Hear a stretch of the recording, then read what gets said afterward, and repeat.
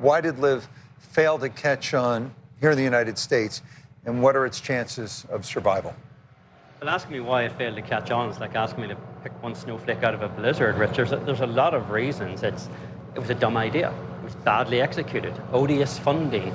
It had incompetent leadership, unlikable players, no respect for what fans appreciate or treasure about the game, no values other than cash, trigger happy on lawsuits, a victim mentality. I mean, any one of those things would be compromising of the product. Taken together, it's pretty much fatal. What their prospects are going forward, it's kind of interesting. At this point, Scott O'Neill, their CEO, he's kind of trying to sell a deck chair in the Titanic by telling you you're going to have a beautiful view of the iceberg when it comes, because his best case scenario is a greatly diminished circuit, probably playing for pennies on the dollar, not the $30 million purses they've been enjoying, because the Saudis had the deepest pocket in sport, and they grew tired of being picked over by washed-up players and grifters. And Yasser Al-Rumayyan has quit the board. The New Orleans event has been postponed. The players are openly looking at the exits. Vendors are worried about getting paid. So the question then becomes, what's in that for any angel investor who would want to come in? Because on day one, they're going to ask you to write a 9-figure check to keep Bryson DeChambeau on board. And what are you getting for that except doubling down on what's already proven to be a failed product? So I don't see it. I think it's unlikely it survives. It's impossible that it would survive in its current form. And that, to me, is the worst nightmare of John Rahm. Leave Bryson aside, because he's got an option to leave this year when his contract is up. Rahm admitted last week he doesn't have that option to leave. So Rahm is facing the possibility that if they do cobble together enough of a schedule and funding, that he is going to have to go play for pennies on the dollar and continue on LIV, because he's got no way out. Paul, what damage has been done, do you think, in all of this? I think a lot of damage to the tours. The LIV created a false economy, and the PGA Tour then matched that false economy. The players on the PGA Tour, remember, they played a role in this too. You know, they've leveraged the situation to get a lot more money into their favor as well too. So players on all sides and agents, anybody working off a percentage of the players, have got themselves in a situation where they've made an absolute windfall from the game. But if you look around the rest of the game, the other stakeholders in the game, who's really won here? Certainly, the sponsors are paying more money. TV are battling for viewing figures. You know, charities, are they getting the same amount of money that they were before? And most importantly of all, Joe Public out there is watching a diluted product on TV where the best players are not playing together as much as they used to be. And also, when he comes to events, he's generally having to pay more money to come in and more money for his hot dog and beer while he's here. So everybody's paying the price for this false economy that's been created by the craziness of LIV. What should they do with Bryson DeChambeau, most notably? And you know, he's the biggest name. What do you think they should do? Well, look, he was on that lawsuit until it dissolved, so it wasn't like he was jumping off of it. It's not like he came through the window that was offered to him when he had the option of coming back. So I suspect his road back will be far more expensive and far bumpier than it was for Brooks Koepka. But just going back to what you two have talked about, I'd say y'all covered that beautifully. You covered it as well as Eamon does a range with a bucket of golf balls, just all over the place. It was perfect. I would just add that I would almost say irreparably tilted the game towards greed. And so where are we right now? Signature events. What are signature events? They're smaller elite fields. Okay, you guarantee a less competitive product when you do that. 72 fields, it should be 120 at a minimum. But really, you should be striving to get them as big as you can, even more than 120. No cuts. Again, you guarantee that you're delivering a less competitive product, not even based on merit, to the public. From 125 tour cards to 100 tour cards. Again, you're guaranteeing that you're delivering a less competitive product. Now, I know even you, Eamon, have argued for get rid of the end of tours. What I would say to that is you are too quick, and the world of golf is too quick to dismiss the end of tours. Alex Fitzpatrick was almost 300 in the world a year ago. Chris Rayton was almost 400 a year ago. So if you can have players come from there to where they are right now, with such a fine line between the upper echelon of golf, the middle echelon of golf, and the lower tiers of the game of golf, you should be striving to make the game as wide as possible. You give all these players, and then when I say when it's been tilted to greed, it's given players all the power. What do? The first chance they get the power. And these are smart players, well-meaning players, but they're voting in their same interest. What do you always say about turkeys? They don't vote for Christmas. Yeah, well, they also don't vote for large fields, and they don't vote for more tour cards, and they also don't vote for cuts. And by doing that, they have delivered a less competitive, less compelling product to the audience. Brian Rolap says, I'm for anything that makes the PGA Tour better. I get that in concept, but in actuality, the tour is less competitive now because it's been tilted towards greed. And will there be a correction? I don't know if there'll be a quick correction to the things that I've just listed out. I mean, There could be a correction because of that power shift, because there's not a single leader anywhere in this game who's going to stand up there and say, guys, you're not worth this money, that there needs to be a reset. No one is willing to take on that mantle at any organization in this game, majors or tours. but the market might decide that, Eamon. If TV rights don't come back with more money, you know, Brian Rolap is now tasked with re-engineering the tour, to refund the tour, to pay for these huge fees that are now on the table for the players. So that's his job, and the tour will be different as we know it as a result. And at the end of the day, we'll know whether the TV rights, along with all the sponsors, are going to continue to pay what are huge fees at the moment. That's going to be the acid test. We don't know the answer yet. Brian Rolap has that job. We will know when he comes to the end of this negotiation period whether he's going to be proved right or not, whether they can stay. TV would like Bryson, and I think Brian Rolap, and you heard Rory back him up to an extent.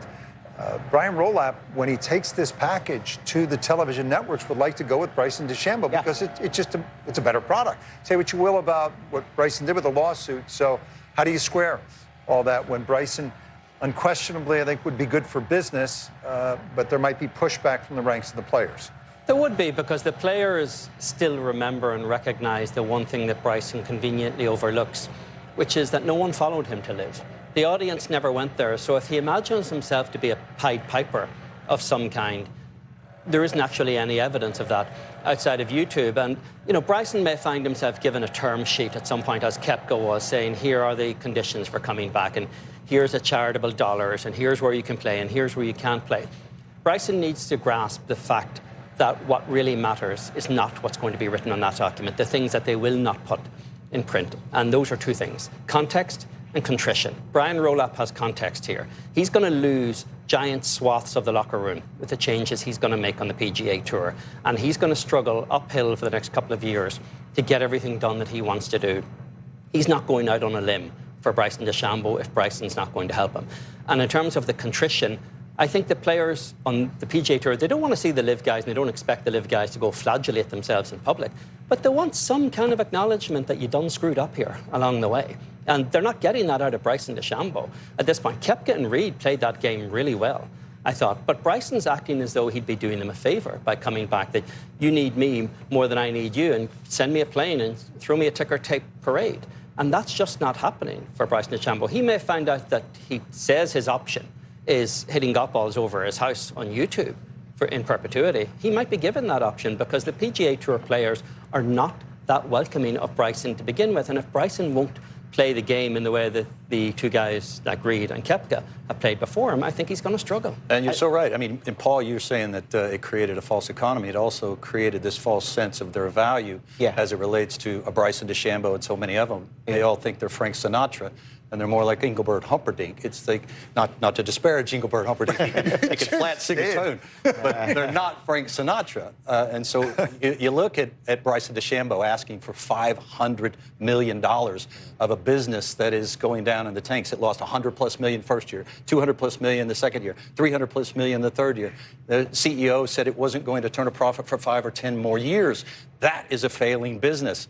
And he is so disillusioned in his value, and it's tilted the game in that particular direction. And then him saying, I'll come back if the players want me to come back. Like they all want to stand up and go, does not want to set this up as a popularity come back, and he will fail miserably in that regard. But Brian Roloff will need every card he can to play, you know. So I can see certainly Rahm and Bryson are a big advantage because of who they are. Brian Roloff is going to need every card he can to negotiate going forward. The tours, as I say, cannot be in as good a position as they were 4 years ago. The piggy bank has been raided to pay all the player bonuses, the PIP money, as well as these huge prize funds in the last 4 years since LIV come on the pitch. The PGA Tour players are as complicit for the mess that golf is in as well as the LIV players, remember, because they have leveraged the situation hugely in their favour.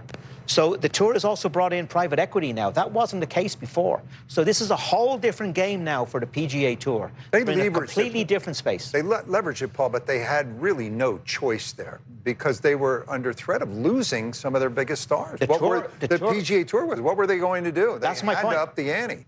But my point is not what the Tour, not what they did. It was the point that they were leveraged against.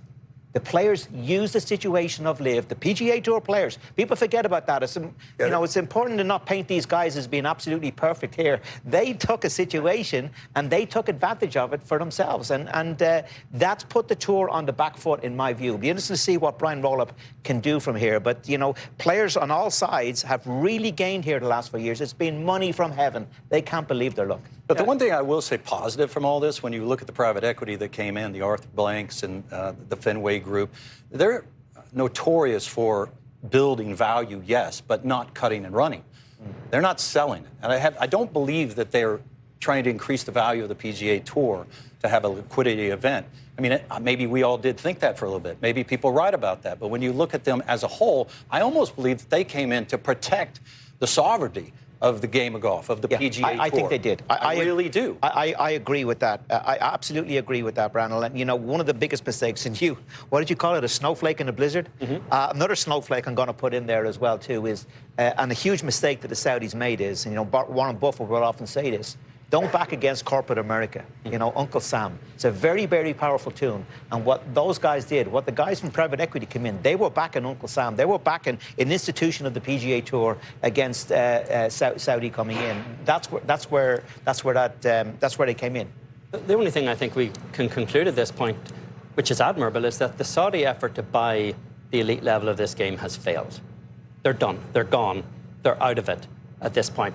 And that, to me, is something to be celebrated. But this conversation proves you can't actually say this has left this game in any better spot than it was a few years ago. In fact, it's demonstrably worse, and there are probably worse chapters yet to be written. And it's worth saying, once again, and I think you will agree on this, they did not come into this game, the Saudis, to coexist. They came in this game to destroy the ecosystem of golf, to destroy the DP World Tour, to destroy the PGA Tour. And a number of the players that went and got involved in these lawsuits were complicit in that endeavor. And the fact that it failed should be weighed heavy on their way back. It should be punitive and it should be bumpy. And they shouldn't be able to just come back and play the PGA Tour. They should have to they start over, qualify. Go to the qualifying school, play the Corn Ferry Tour, qualify and play the Challenge Tour. They shouldn't just be exempted back unless they have existing exemptions. But then they shouldn't be able to come back and play signature events or Rolex events. They have to earn their way back. Every one of those tours has players who stayed loyal and occupy spots on those tours. They're not necessarily inclined to move aside just because somebody else might be considered as having once had value and like to make their way back.